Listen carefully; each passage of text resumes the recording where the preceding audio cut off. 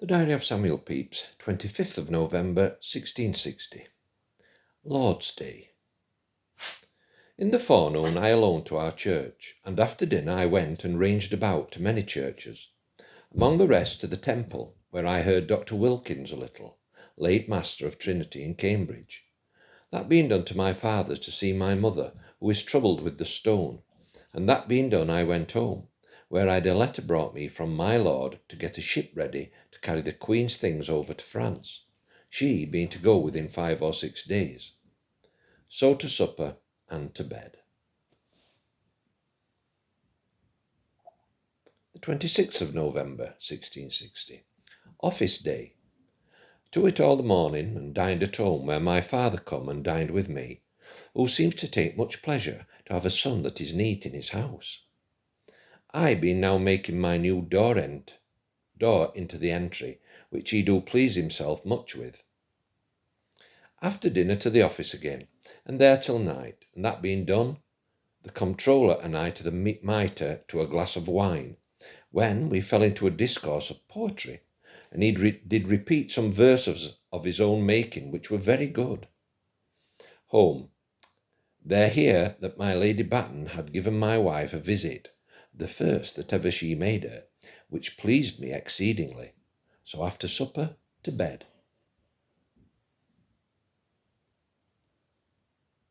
The 27th of November, 1660.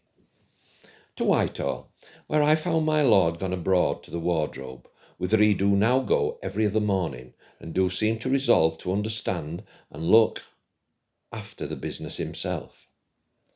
From thence to Westminster Hall, and in King Street there being a great stop of coaches, there was a falling out between a drayman and my Lord Chesterfield's coachman, and one of his footmen killed. At the hall I met with Mr. Creed, and he and I to hell to drink our morning draught, and so to my lord's again, where I found my wife, and she and I dined with him and my lady, and great company of my lord's friends, and my lord did show us great respect.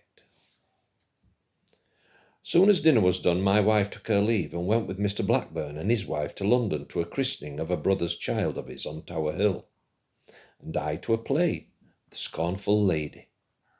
And that being done, I went homewards and met Mr. Moore, who had been at my house, and took him to my father's, and we three to Standings to drink. Here Mr. Moore told me how the House had this day voted the King to have all the excise for ever. And this day I do also hear that the Queen's going to France is stopped, which do like me well, because then the King will be in town the next month, which is my month again at the Privy Seal. From thence home, where when I come I do remember that I did leave my boy Wainman at Whitehall, with order to stay there for me in the court, at which I was much troubled.